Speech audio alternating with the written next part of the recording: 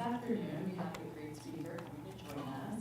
This is Justin Fanelli, who is currently the acting Chief Technology Officer for the Department of the Navy. So he oversees critical functions such as the defense medical intelligence data and also technical direction for naval information. Now, in his role with the Defense Healthcare, he leads initiatives to transform healthcare and research outcomes through data innovation. Simultaneously within the Navy, he spearheads the information technology transformation of personnel across the service. With oversight on 500 plus systems and over $1 billion in funding, Justin's leadership spans a wide range of critical functions. And before his current roles, he served as the Chief's Fellow at DARPA, and where he focused on human-machine teaming and artificial intelligence and cyber systems. He holds a bachelor's degree in electrical engineering from Penn State and a master's degree in electrical and systems engineering from the University of Pennsylvania. He's also a senior executive at the Harvard Kennedy School and is faculty at Marymount and Georgetown University. Everyone, please join me in welcoming Justin Fanelli. Afternoon. You good? All right. Thanks for being here. So, how's the week been so far? Really good? All right. What do you guys want that you don't have yet? Is it venture backing? Is it military coins? Is it salary? How do we make this complete for you? This is an honest question. Yeah. So, the last 2 years I've been trying to answer that question. Yep. So, really connecting more with people you've accomplished a lot, right? There's a lot of steps that we're missing, and I would love to connect and learn more, and I'm sure everyone else here would love to learn more of how we can connect the people that are just starting in the middle stage, Yep. at a later stage, and ready to launch their product or, initiative, entrepreneurship, whatever they want to do. Okay. So, it's a lot. That was a compact. No, that's good. I'll cover all that in the next hour. Okay. Yeah, I think the biggest thing is at Penn State there's a decent amount of funding to go around. Obviously there can be more, but we have the biggest little network out there, and I don't think we leverage it enough. Mm-hmm. So pairing people like you as advisors to companies coming out here, or just career advisor, career advice, making that a bit more liquid, that process would be definitely beneficial. So that part we want to be easier so that you can hit the masses. Right. Okay, cool. I think I'll even expand more on that because I know there's a lot of really, really talented and really hardworking students, especially in the launch box, that you just see them working all the time, and they actually come up with the very useful products and solutions that can be very niche, and they don't know where to go to market, So there's a lot of people that could be those targets that are on the alumni network, but there's no accessible way for a lot of them to do that. And so, off of what they said, just even further, actually providing value, even not even consider just internship, but also there's a product or something. It's like a distance, like a cloud. Yeah. Yeah. And it's lossy, right? Yes. That's frustrating. It's wasteful. And COVID accelerated that 100 times fold. It accelerated the. Yeah. Really? Yeah. Okay. Every org restarted basically. Okay. Interesting. All right. So this is like a hurry up and wait situation. So we might be able to strike while the iron's hot and We're moving. Momentum. Got it. Love it. Cool. All right. I love to be in rooms with creators, combiners, converters. That's what entrepreneurs are. So these are good inputs. What are the main fuels that entrepreneurs need? The problem directly impacts you, so you feel it every day and wakes you up in the morning, so you keep attacking. So like a visceral problem. Yes. Love it. Just on the positive side, just a passion for what you're doing. If you just love technology, just getting down, coding, and putting out an app. Let's get it. All right. Beautiful. How about back row?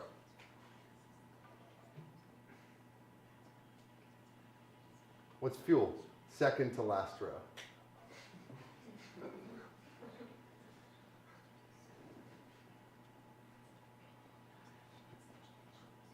I think there's another thing I faced was people have a lot of fuel, but I think COVID, and this is me personally, I got attacked from this.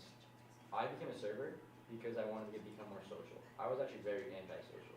So voicing this, being able to, being called on and being able to voice yourself, that is the gap we're trying to bridge. Okay. So opportunities to do that, or reps? Opportunities, experiences, confidence, and a viable path that you take this opportunity, this could lead you to success in whatever you subject success to you.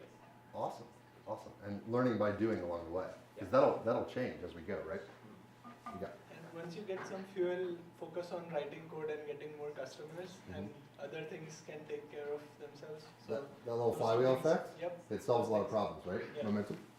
I think not specific experience, but a history of, them seeing a problem and being so annoyed by it, they have to go fix it, even if it's like, they're a high school student and it's some big administrative problem. That really high school students don't go about attacking, they try to attack it anyway, and they're told no a million times. Pirates get a lot done, don't they?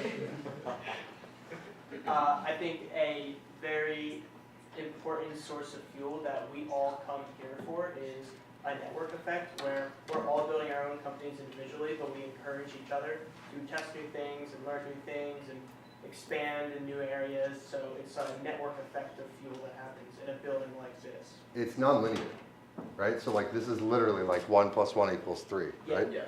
So like for instance, the number of questions getting answered in this row, more than the rest of the room. So we'll work on it. Go ahead. It's, how I describe it, it's a complex adaptive system. Okay. Meaning it's only focused on interactions, culture, foundations. So for example, you come to me with like a really great idea, and I say like, that's actually a really great idea, come back next week, or come back tomorrow, and I'll support you. Rather than you come to me at whatever stage you are, let's say you're a complete beginner, don't know anything, and you're saying, okay, that's not a valid idea, no product market fit, this is horrible. You know what I mean? It's more of like motivating people to learn at different levels, and that will have a domino effect that will lead into a network effect to impact many. So like learning up. Yeah. Cool. Preference, please. I feel like curiosity for me is a big one because it's such a learning process, like every step of being an entrepreneur, and having that internal question of just like, what could be better? What is important about this to myself and other people, like, will continue to push you in ways that sometimes just sheer motivation or like, logistics won't. Totally. So like inelastic things like that, we just put those in the bag, right? Because those are free and there's more, especially when we like are able to step back. So the that tool chest of, hey, where do we dig from? We're gonna come back to that. The answer, there was a correct answer for what fuels us. There was exactly one answer. You got it right off the bat. It's problems, right? There are others, but problems provide purpose. And so, like so many people that I work with in the government, think of problems as, and no one here obviously, but stressful, annoying things that get us down, inconveniences at maybe like at the best, and then losses of efficiency, losses of human life in my work, losses of global stability and security. These are actual problems that we can get behind and make an impact on. When I was in the seats that you were in, and that when Matt was in the seats that he's in right now, a lot of years ago, I wasn't sure how much impact I could make when we were out here, right? There's just a lot of uncertainty going forward. And if I could talk to myself then, I would say it's longer, there are more steps than you think, but life, if you're healthy and doing the right things, is way longer than you realize. And there's more learning by doing that can happen. So these problems, they're opportunities, and like work, they're a gift, right? It doesn't always feel like it. We need to sleep sometimes, but these are generative gifts. And by going in and practicing that skill, it's another thing for our bag. So we're gonna load up that bag of fuel. Skills like this, they allow us to give bigger. I see a lot of givers in the room, and just based on interactions that we had, like these are people who want to give more than they take. The good news is, like that's an effective strategy. Givers win. This is a useful thing. The tricky part, and so there's been a bunch of studies on this, Adam Grant wrote a book, is that givers win, it just sometimes takes longer. And the network effect, the reason it takes so long to build the right network is we have to look for other givers, right? We can get taken down or sucked down. We don't always identify the right people, but if we keep giving and keep the energy, like that can keep going.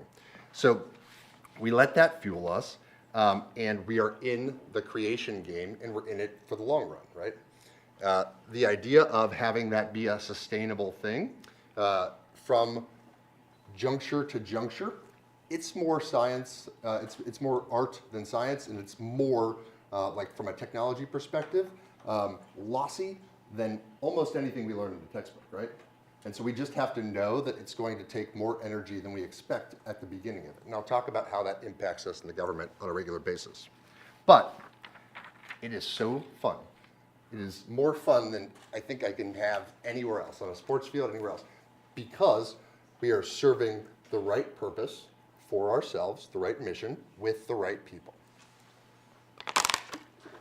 And for the right people. So I've tried to serve, I've served, and I've done that in 3 particular ways, sectors, as I think many of you are either in or going in. And so specifically 25 years in government, including military, 15 years in private sector, and 10 years in academia teaching. Those aren't all additive. I look worse than I think if they sound additive, or you were at the bars too long. But those 3, they vary quite a bit. Who wants to be in the private sector? Right? Who wants to stay in academia or be in academia? Cool, okay, this is good. And then public sector? Cool, all right, good. So good overlap in general. Out of curiosity, where does innovation happen? Let's rank those 3. So we can say all, but that's too easy. Where is the best innovation happening? The youngest generation, Okay, because we experience from other generations what problems they, we'll expect, like, okay, let me frame this, like, long-term plans affect the youngest generation because it took 10, 20 years to affect.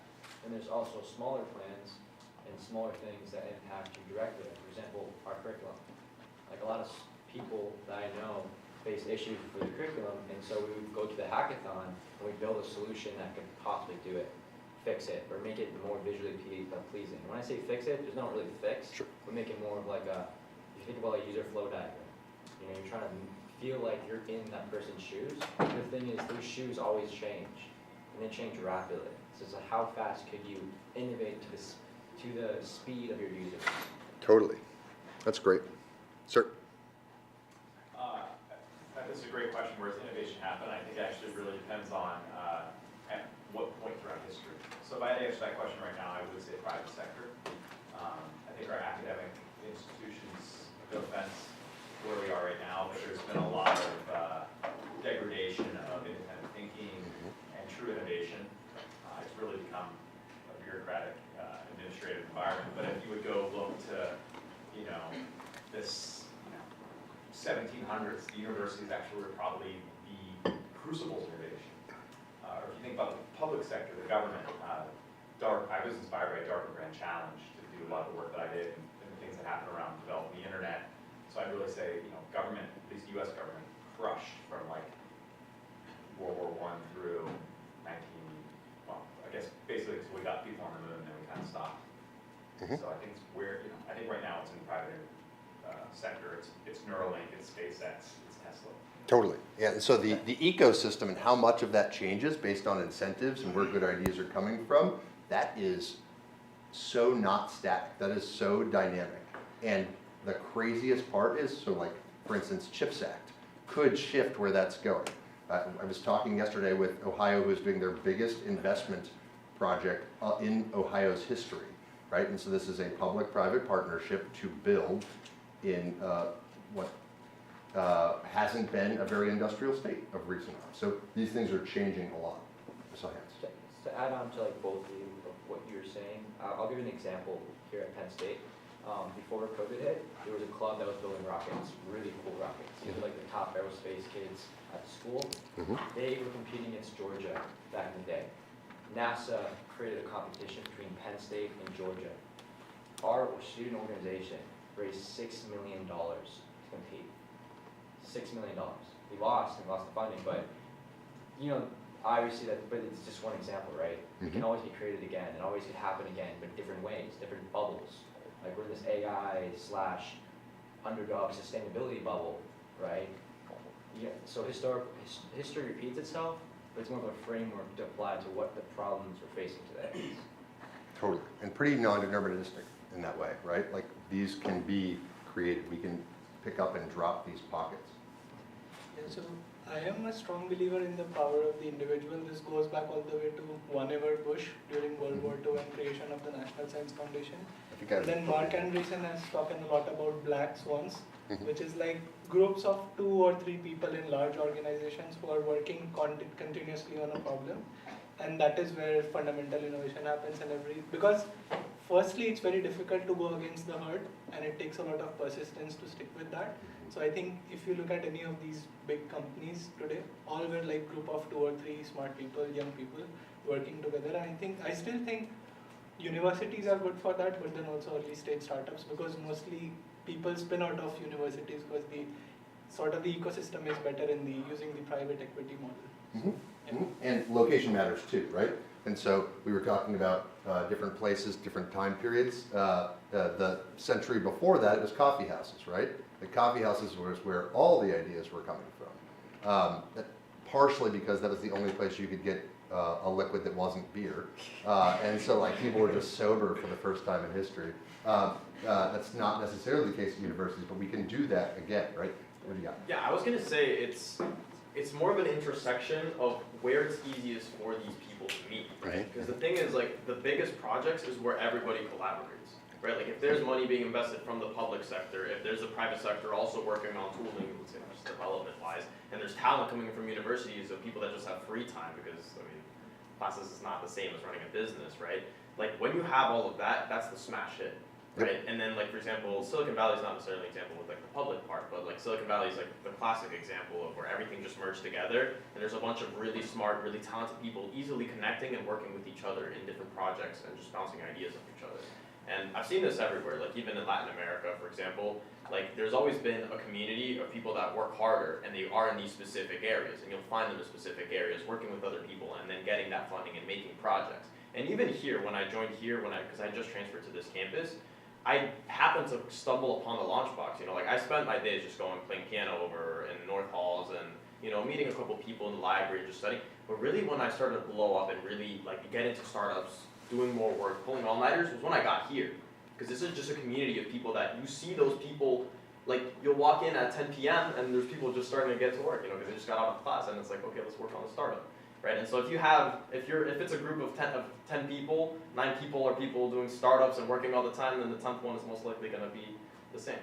Tribes are contagious. Yeah. Yeah, totally. To add on to that, everyone says the Silicon Valley, but no one talks about, I forget, Route 182. It was some like East Coast by the Boston area, had all the Ivy Leagues. Back in the day, it was the Silicon Valley versus them, and they had all the odds on their side. They were going to destroy the Silicon Valley. But what happened was the exclusivity of that route side, and I don't even know their name fully because I can't remember it, right? They were so exclusive on the way they operated, and when I say exclusive, I'll get back to that, but the Silicon Valley was very inclusive. And when I mean inclusive, back to what I said about challenge someone, supporting someone, interconnecting them with different ways and different information and different people that could help them, that is very like contagious.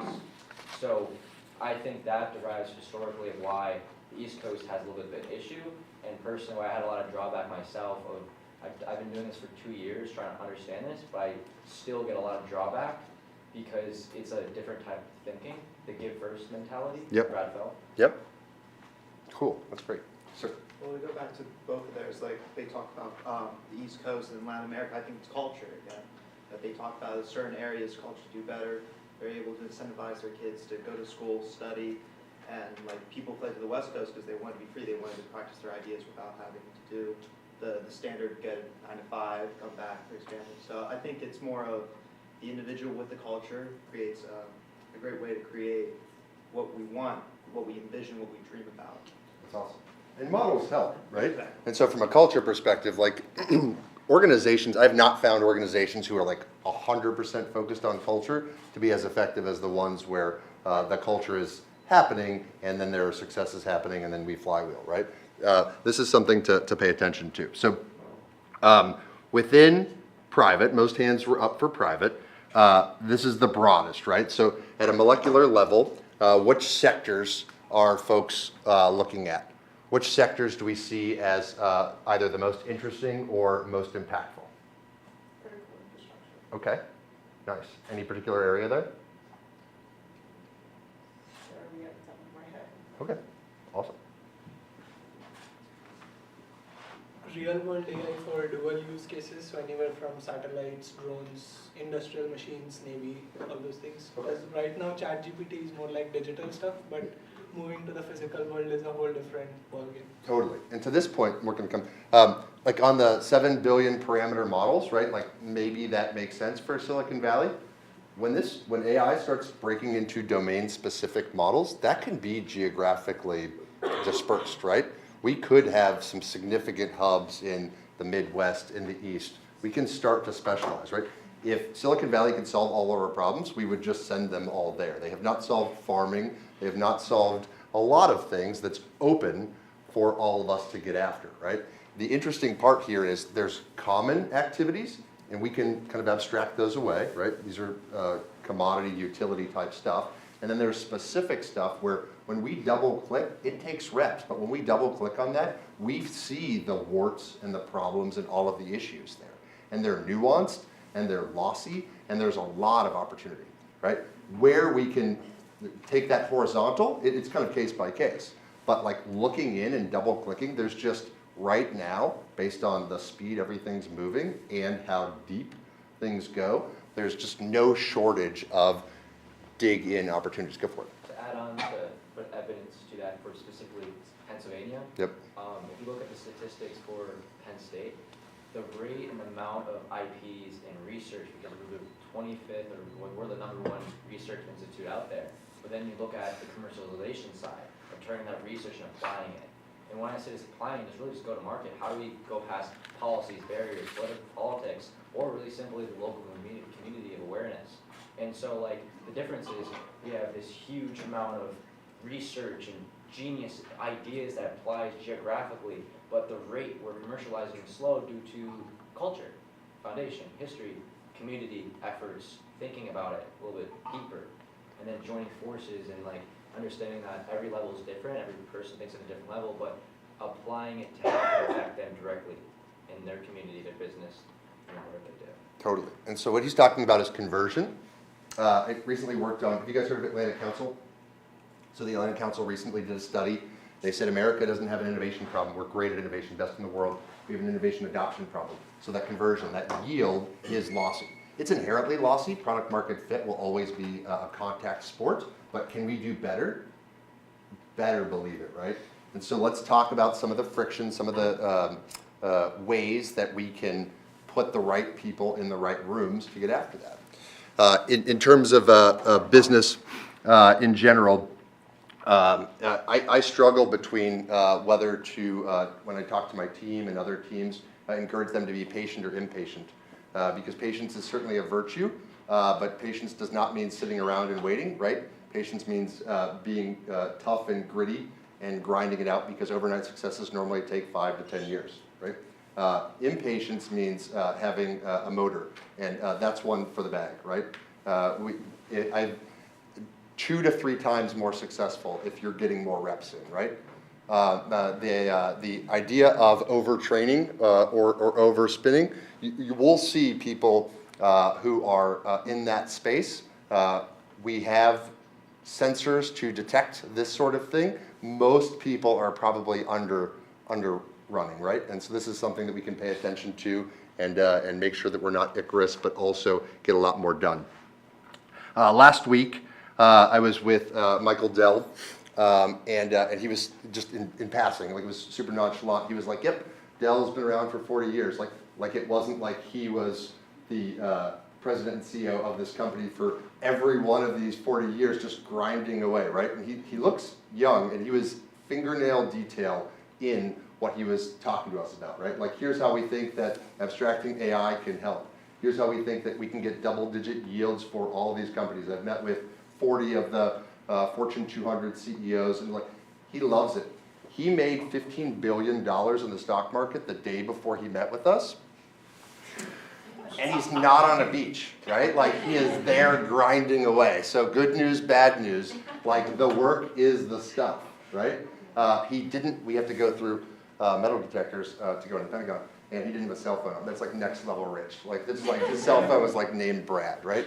But the idea is that like, the work, the AI, the ruthless automation, the IoT opportunities right now, and making people's lives better is something that public and private connect on quite a bit.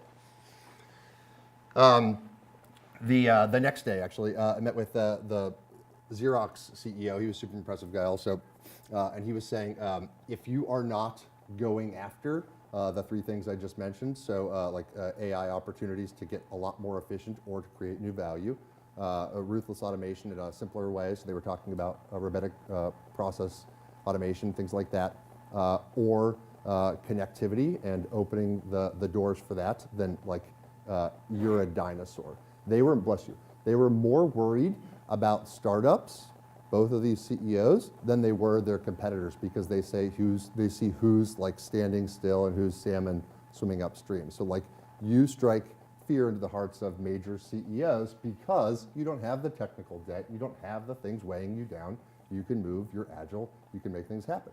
This is really important and worth remembering. It's a cool time in general because there's so much that we can stand on in terms of the shoulders of giants and starting on second or third base, right?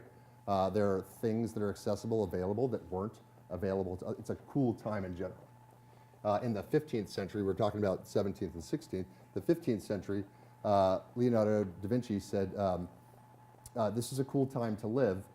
His specific quote was, the thing that is difficult about right now is that everything's already been invented. And so that sucks. And then he went on to invent 200 impactful things and then a lot more unimpactful things because he had a lot of shots on goal, right? So as we dig in, we find these opportunities. Right now is the, sir. How do you, when you have an expensive career, you know, eventually also have a career, and it's probably what let him get stage everything because he's seen so many great ideas already.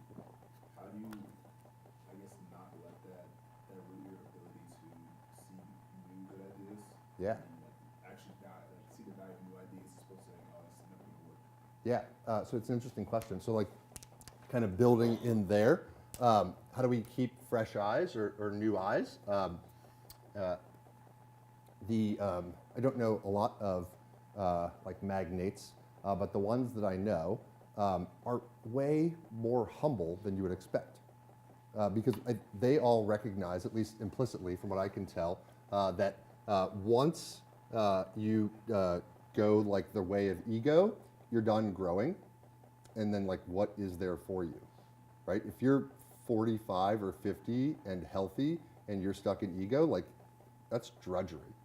And so how do you stay open? Well, you lose. And so like there is slippage.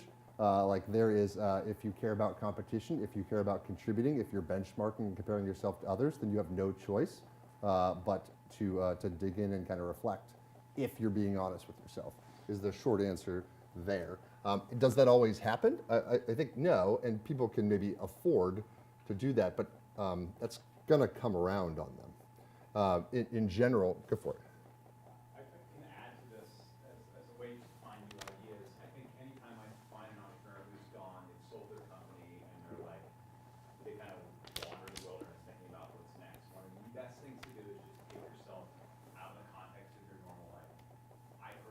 Between my first and second company, I went and traveled internationally, and when you go somewhere where you are seeing different food on the shelves, you have to use a different payment processing thing, you're taking different transit solutions, it like breaks apart the synapses in your brain that you kind of take for granted, and when you're kind of, rebuilding all these connections, that's a really fertile environment for you to think about the world differently and come up with new ideas. So I really think leave your home, leave your country, put yourself in new environments is a great way to break that kind of writer's block.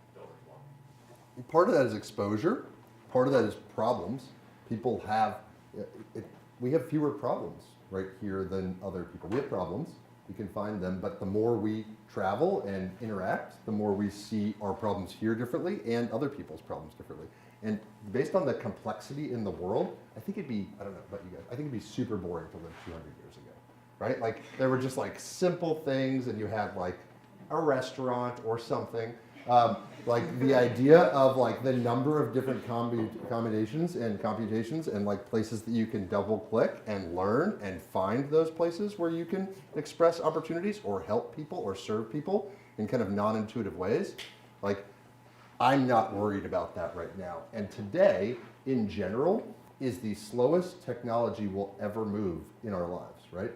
It's only speeding up unless, like my guys, unless we fall from first in world dominance and then we take steps backwards in general. But this is one of the best opportunities in terms of summers, in terms of connecting dots, in terms of flatness of the world to get stuff done.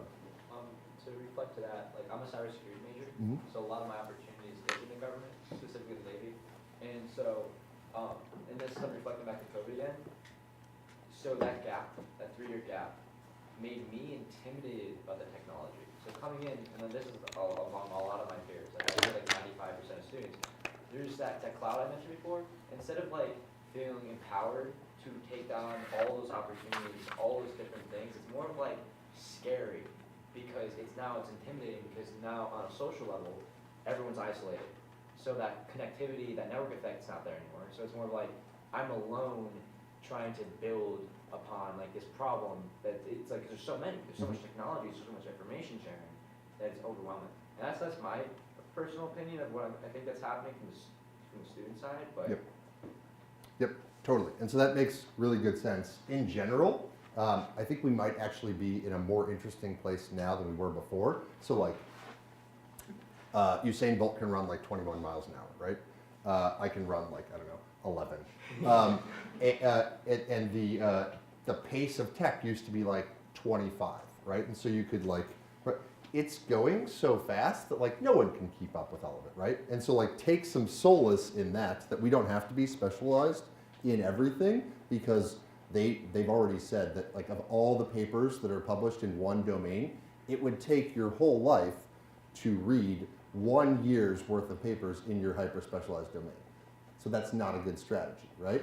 And so what can we do? Like everyone has the same problem. We can pair with AI, but by and large, everyone's in the same boat there, and you'll drive yourself nuts if you're trying to keep up with all of it. And so we'll talk about, in general, the idea of there's generalists, and so like IT generalists are not as popular as they used to be. The main formation of generalists now is like go out and experience things. Read great books, travel, talk to people who are out of your comfort zone, and you're a generalist, right? And then specialize in something, and that makes you a versatilist. And so the second thing is easier to learn than the first thing. The third language is easier to learn than the second, unless it's German. I hate German. But in general, some of this stuff gets easier, but we don't want to chunk it all because that doesn't do good things for our confidence. Get something? Yeah, I was gonna say also just in the tech space specifically, because that's where I'm in. Like, I'm a computer science major, and I remember my first year when ChatGPT came out, and I was like, oh, that's pretty cool. And then I saw an article that said like, oh, it can code. Like the first thing that happened is like my heart sunk to my stomach, right? It was like, did I choose the wrong major? I was like, oh my god, my family's spending all this money. I'm here. I've been working so hard, and like, am I now useless? Right? And then obviously I took some time to experiment with it, and I was like, okay, can it write the scripts that I'm writing? Lo and behold, it could, because I was still just a junior dev.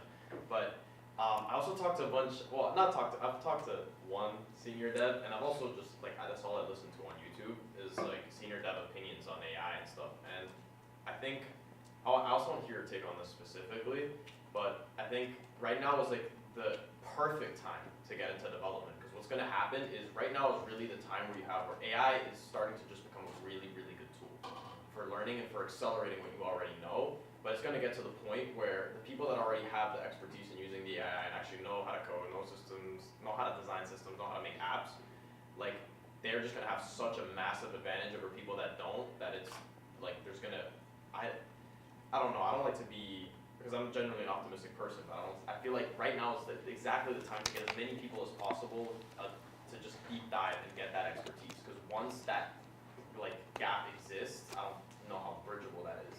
Okay. It's worth reflecting on. I mean, I have an opinion on this. You had one? Not to dive too far away from him and from all this, but like the technology you talked about with your team with inpatients and patients, and usually what like I've seen throughout history that we've been talking about is usually it seems complicated until they apply the KISS principle and becomes simple and becomes not obsolete but standard principle. And so I just think like we are advancing quickly, but at the same time we have to learn from the past. You have to learn from the past and then learn from the future as well. So I don't know, just usually it simplifies. Like everybody, only 5 people used to have phones. Now we all have phones, and everybody knows how to use a phone. So you used to teach people how to use phones, how to use Safari. So I don't know, just that on. It's a good point, and you have to be dead simple for it to scale, right? Complex moves never scale. Right. Like you never see like fields of people doing like really good karate. They're like doing bad karate, or they're like doing like basic yoga, right? Like that's what scales until we make it simple. And to add on, just for the Department of Navy, like I know from the recent years with current conflict happening in Eastern Europe, people thought you had to have gigantic navies in order to combat. Honestly, you just need a couple of mosquito fleets of drones, and you can take out a battleship. So these aren't new ways. We've been doing it since the Revolutionary War with tiny boats. It's just small steps till we take a giant leap. And I love the point about the small steps, right? That's where breakthroughs happen. And then pivoting or revisiting those assumptions can happen in like piecewise, like stepwise functions, right? But it's rare that you'll have one big breakthrough. This is a revisit of assumptions, and then mosaic warfare or something like that presents itself. People are still on the last page. But to your point, if we're mensurating data, if we're like synthesizing a bunch of different things, and then we hypothesize and we learn by doing, then like that can allow us to kind of jump forward. And on the AI, like there's no downside to getting really good at something like that, right? NVIDIA CEO recently said that like maybe speaking English or just like should be programming, right? Maybe we don't need as many programmers because like the interface is going to smooth that out. If you're a good programmer, there will always be something there. Now, in terms of predicting what the jobs look like, I think this is more blessing than curse, but we don't know what most we don't know the title or whether it exists right now for most jobs in 15 years. But if we versatilist-wise get good at something and then learn something else and learn something else, man, it could be a wild ride. And to add on to another issue is titles. I hate titles because for the last 2 years I thought titles were everything, and I structured my teams on them. And then I was confused why they weren't performing the title. I realized, no, it's really the actions. What do I want to get out of that title? And you can put it in whatever topic the title helps, right? The bigger it does those actions, but yeah. So like when it does innovate, right, the title might change a bit, right? But the actions, I think, are going to dramatically change a little bit, or? Totally, yeah. I mean, in general, like number one, formality has never really helped with innovation, right? So like at DARPA, I was a fellow there, and like the doctors weren't allowed to be called doctors. Like it was just like Jan, and that was it. Like, and like if you insisted it, what's that? It's a good job, Darko. Right? That's a rule. They're pretty hard and fast on that. They'll knock you down. Rather than hierarchy, there's like a study that's going on. But Yeah. I don't want that too No, much. go for it. But like, open network is about like, for example, let's just put for comparison of this building. We have a hierarchy, right? But what if we just walked around and just talked to each other, and we didn't matter about what position, we all gave each other time. I feel like you could hear from someone from the user experience, but you won't even really know because you're just talking to people. And then obviously like it depends on where you're at, what business it is implies. But Sure. yeah. And how you do that sorting, like scale matters, right? Like it's easier in like a sort of grassroots community than a large one, but I'll give you an example, it's personal. So I have 2 titles right now, CTO job, and then the convoluted one, the Technical Director of Program Executive Office, Digital and Enterprise Services, right? So the CTO job is the one that everyone wants to meet with. That's a policy job. The Tech Director, I have a $3 billion budget. And so they were like, hey, do you want to do this? I don't want to do that. I want a $3 billion budget, but I'll meet with these people, and like policies are nice, but it's about execution, right? And so we'll almost all have to choose between like a sexier title and like more impactful work, and we'll see where we land on that, right? So to this point, a couple people who spent time in government service, Justin Fanelli, Matt Brzezina aside. We have Dr. Seuss, we have Walter Whitman, Albert Einstein, Steve Carell, Julia Child, Shirley Temple. That's not what I was drinking last night. And the contributions within government. And so like to the point made earlier, a couple points made earlier, like where are these innovations coming from, right?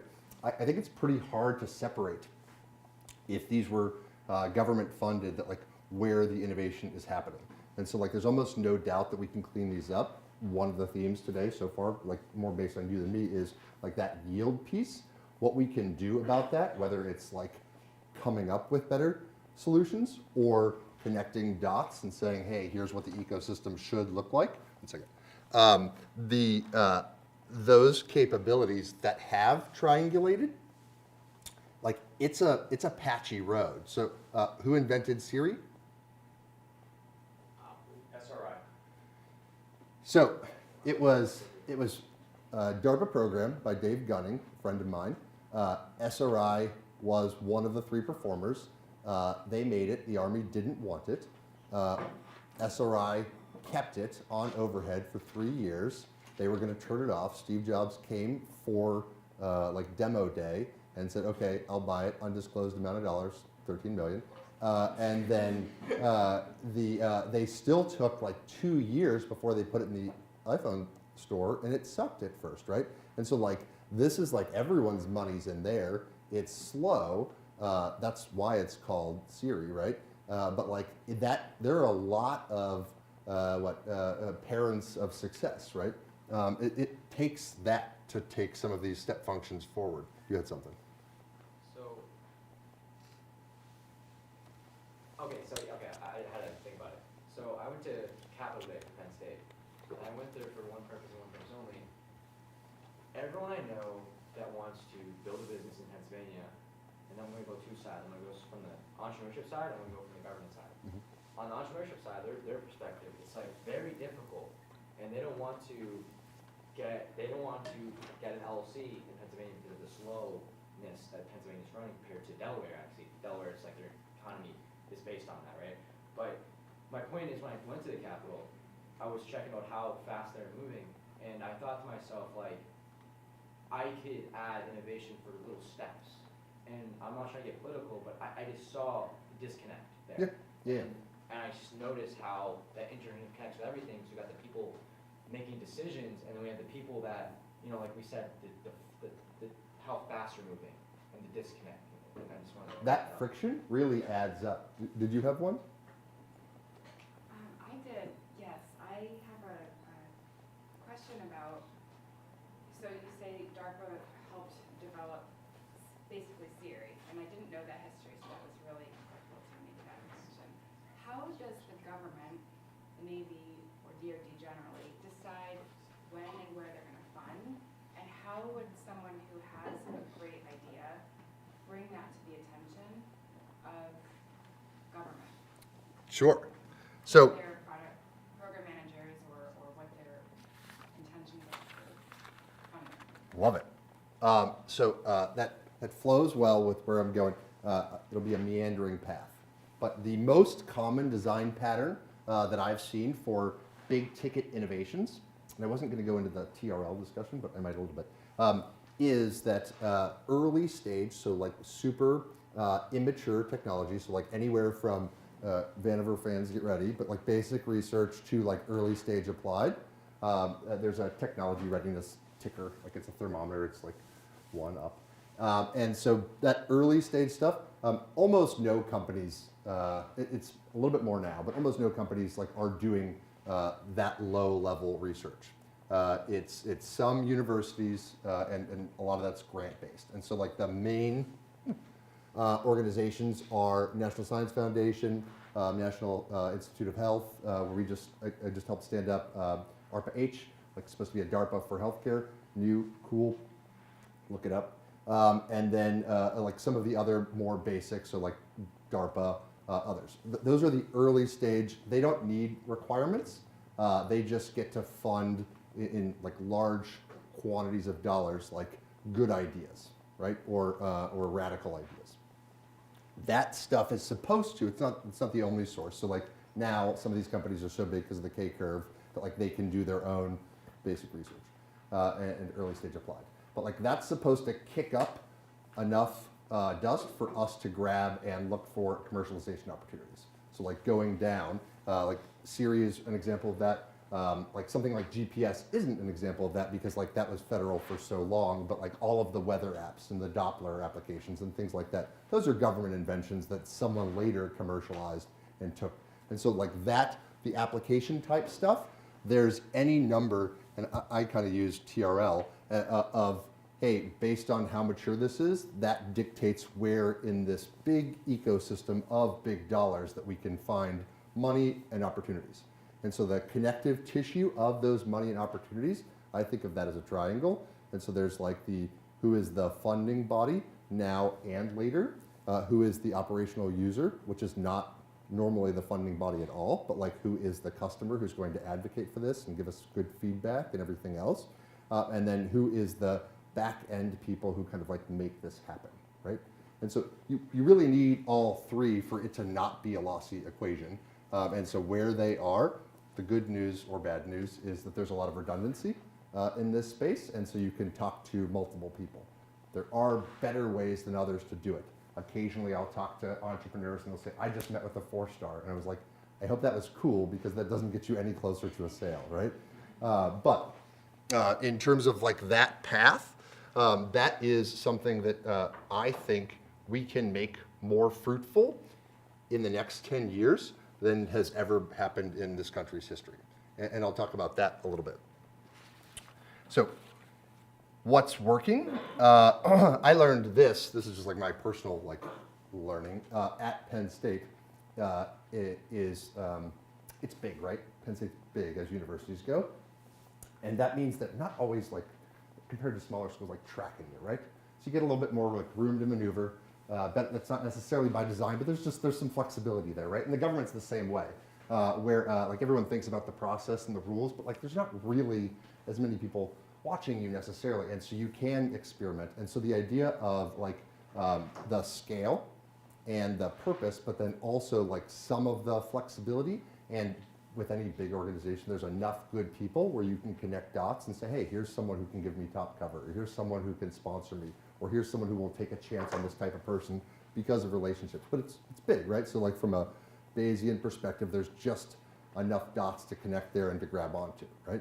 And so like mapping out that ecosystem, again, not particularly fast, but like we don't need a perfect map. We just need enough to grab onto.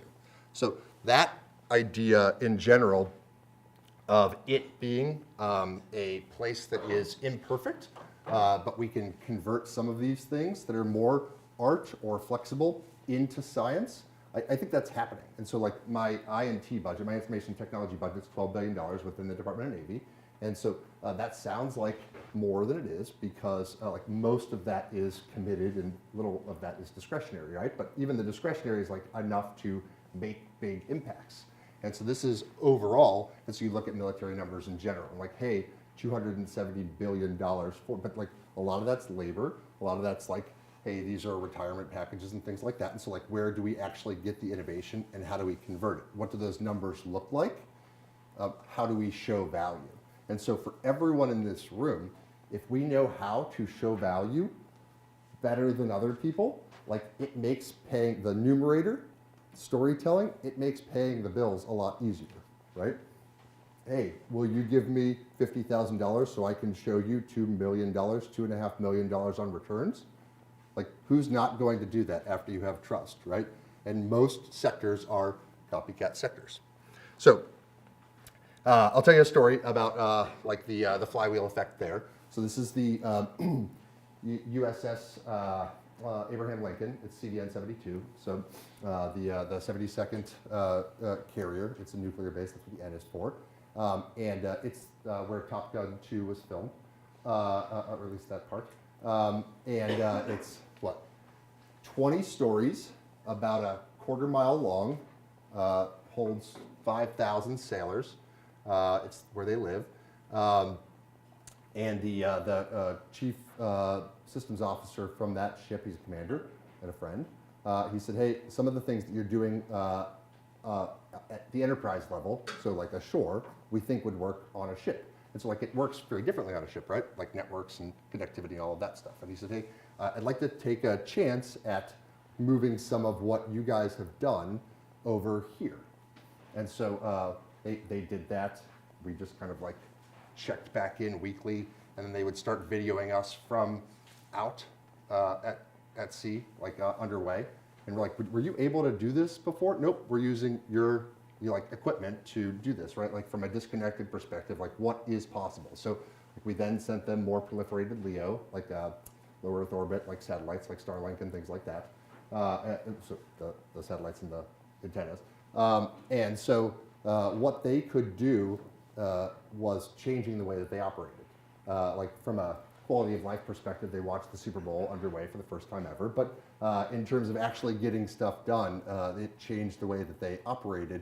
And if you think about like space on a ship, like the amount of space taken or performance or opportunities, they're still, so when we have those shifts, we revisit assumptions, they're still learning the possibilities as a result of that, right?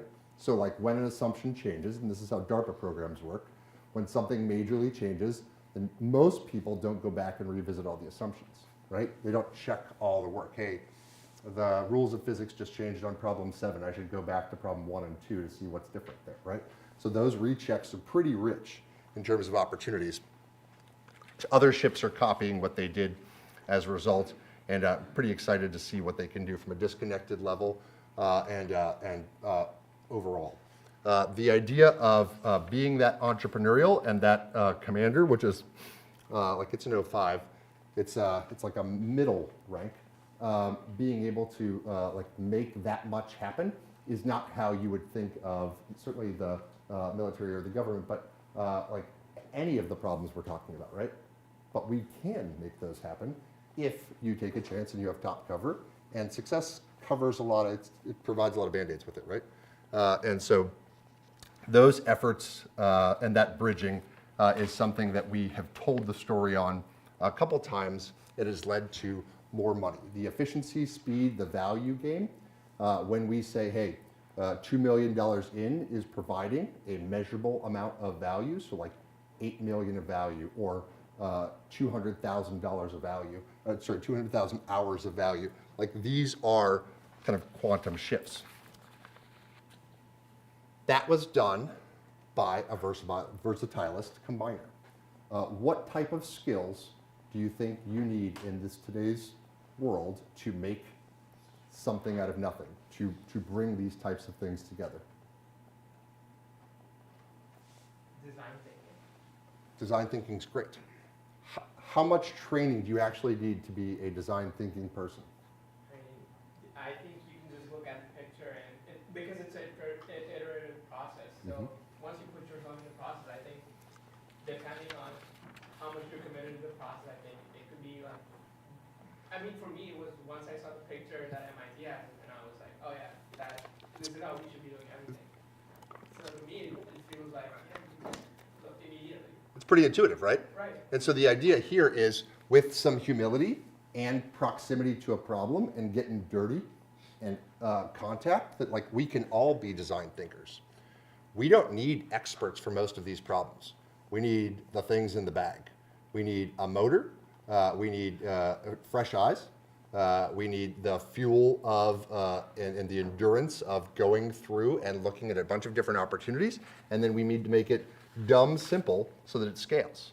Scaling is a different sport in general. And so when we look at how many people need to understand something well, right? That CSO, that commander, he understood something that other people didn't. We have to take it down an order of magnitude and simplicity for the other 290 CSOs to get that to a scalable point. In general, how you think about your career and what you've scaled and what part of that operating range that you want to be a part of, what is the model you think about your career? Is it a journey? What's the analogy you think about your career in? Go bigger, go home, talk to the person. You know what I mean? Like most people are afraid to talk to some important people. I'm sure a lot of people are afraid to talk to you. They won't pass you in the hallway. So No, I don't think anyone's afraid to talk to me. People bog me all the time, but yeah. To this point, so your approach is boldness. I would say like evolution, because you think of like the monkey like becoming like the Neanderthals and then the human. You have to start at a very basic level wherever you are, whether that be in school or at some sort of lower level in a firm, or even when you're starting your own company at an idea. So I feel like that kind of evolution of like everything builds upon each other is something that I like always come back to when thinking about just the future in general. Totally. And so to this point, the idea of an evolution for me is useful. The idea of building on each other and these different pieces compounding is even more useful. And so like I think all of us have had like some pretty specific goals, but we don't know the jobs that are going to exist, right? And so if your goals are too specific, you're missing out on part of the fun. So I would encourage you to think about your careers as, especially now with the pace, right? Like with us like being pretty bad at predicting, forecasting is fine. It's a useful tool, but it's wrong, right? And so if we can line up our careers as quilts, like it's just a beautiful way to move forward, right? And so we don't have to know how they all line up when we start. But if we're digging in and doing, then the P-LEO connecting to the hyperconverged infrastructure that will allow their stuff to work from a neural net compression perspective to solve our bandwidth problems, that allows us to supplement that with LLMs where we need them, but we know they don't work everywhere. Like all of this, plus helping different customer bases and dual use, connects dots. But to your point of go big or go home, what do they say? There is no power in small goals, right? So regardless of where we want to serve or across the board, if we all go big, then we don't have to go home, right? So I'd encourage us all to go bigger today. It's 5:30. Go for it. To add everything, 3 words. Problem, big vision, a story that's there. Click it. All right. I went long. We have questions online. I mean, this like whole thing was Q&A, so I was like, we're just gonna let it run. I saw the time and I was like, I'm not gonna explain too much. Are there any questions in the room while I look through this? Yeah, any more? Maybe from like the back row?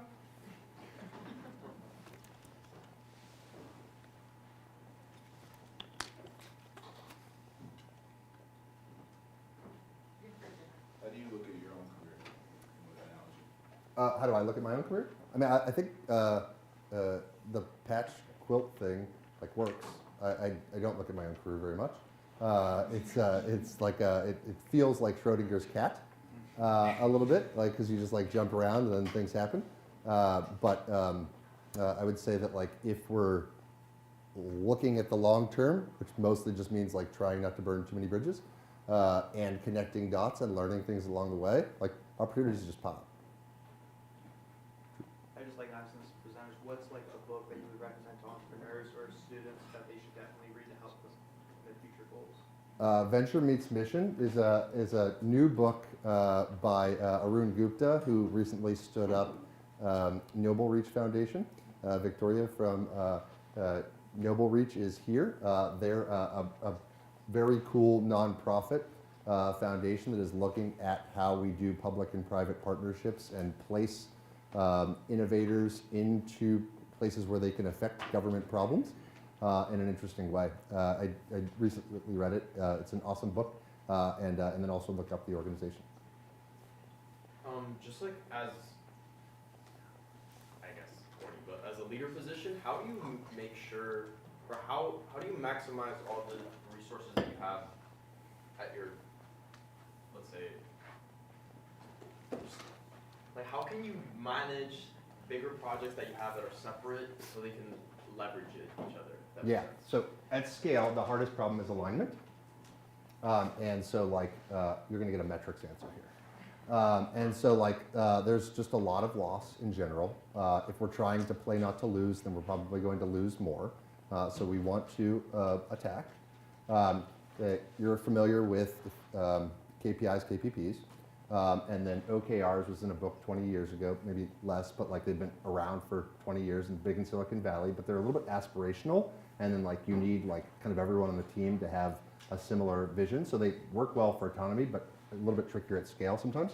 Outcome-driven metrics is the newest of these three frameworks. And it helps me with alignment. And so if we have, in this particular case, like a program executive office or a set of portfolio companies with 8 portfolios, we're saying like, here's how you hit the goal. The biggest problem that big organizations have is they don't understand how they all connect to moving the needle. And so if you just let everyone be a puncher or like a needle mover and you see how much, so like there's no, I have like 10 folks on the team and they consider themselves like routers guys. We don't have any routers guys. We have people who are helping with connectivity. And if they're not helping with connectivity, then I don't want them. And so if you can define what everyone's impact is in terms of how much they're serving the mission and the impact they're having there, I think that simplifies it. Because otherwise it gets pretty complicated. Sir? Ash, the harder one. In a lot of government organizations I encounter, I mostly operate at the municipal level these days. One of the biggest challenges for leaders is their inability to fire underperformers. Mm-hmm. Do you have the ability to fire people? Is it a very difficult process to fire people and upload them? Mm-hmm. So there was a Jocko Willink podcast that was just released, and he said, "Great leaders fire people." Like that was like the name of the podcast. They have not made that easy in the government at any level. And so what that process generally looks like is you have to put someone on a performance plan, and then you have to measure everyone in your organization by the same standards, so that you have a benchmark and all of these things. And so like the amount of overhead associated with that is significant. One thing that is not an answer to your question, but like is indirectly related, is we are creating optional objectives for folks to say, here is, based on outcome-driven metrics, the contribution that I have to the organization. And so like what that ends up looking like is we have 5 folks here, and 3 of them have opted in. So we have, hey, I make $150,000 and I have contributed $1 million worth of value. I've contributed $2 million worth of value. I opted in, but I've contributed $50,000, and then I didn't even opt in. And so like the transparency there potentially could affect decisions, but like the idea of unions and the process there, I mean like if we are revising different things, I think that is one that would allow for more to get done. Sir? So here's, I guess, is another one on the, let's say, talent and human side. So let's say you have someone on your team that's working on a very specific and niche problem, and let's say they're like completely overperforming and doing excellent at exactly what they're doing. Let's say they're shooting for higher. How do you maximize the value of that person, right? Because I feel like a lot of the time that person like wants to do more than what they're doing, and that's why they're doing so well at that. So how do you make sure you don't lose that talent? Like, is there an effective way to grow them to, let's say, a bigger position and have them scale that to other people, or to somehow generate incentives for them to stay and keep performing at that level? At an organization and a national level, the right talent on the right problems is probably the biggest part of a successful strategy, right? And so we just know that like if the smartest people in the country are trying to like maximize profits on Wall Street without necessarily like improving value, like we have a problem. And like those are phases. In terms of how we would connect dots there, like the you're asking from a supervisor perspective. Like the onus, it's a free agent time period, right? And so like if we're waiting for someone else to come save us, like I don't like our chances necessarily. So I'd say from an entrepreneurial perspective, like you first as the person, like, so like we're like changing roles in this story, like look for opportunities. Like the best people, the type of mentoring that they need or is unleashing. Right? And so like if you say like, hey, here are some of the barriers that are removed, or here's some of the top cover, you figure it out. Getting better at your own craft is one of the best meta talents you can have. And that's done through experimentation. So no one can help them do that. If they're in the wrong place and they just don't recognize it and they're not doing, we're all Roombas, right? If they're not doing the testing to figure out like what the places are, then like maybe we can encourage them to do that. Or if it's just a mismatch, we don't have data, maybe we can get some data or help them along. But like, if they're not figuring that out, like that would be the first nudge I'd give them. To his point, I just have a question. How do you view competition within your department? Do you view it more of like adversary level, or do you view it like iron sharpening iron type of the? Iron sharpening iron. I mean, we want to gamify things, right? Right. And so like where we can do carrots over sticks, like no doubt. I'd say like you are only doing stick stuff like if you're like in a bad place. So I think competition is I'm rethinking competition after reaching some of the Deming stuff, but in general, like where we can collaboratively compete, and there's not like a lot of like personal identity tied up in that, like that's probably the best we can do. There might be more. We'll see if Japan makes a resurgence on some of that collectivism. So Interconnect is, what I'm currently doing is I'm running a campaign, and so I got us into the Midwest competition where our starter community. You should turn the camera around for this part. This is like a pitch. I have it on video, right? Okay. So I published this, right? And so the entire thing is vote-based. And so we're going against Michigan, all the states in the Midwest, and we're actually not even in the logo. And when they put the metrics against us and them, we're a tiny bubble. And so this first week is the first round in a March Madness bracket.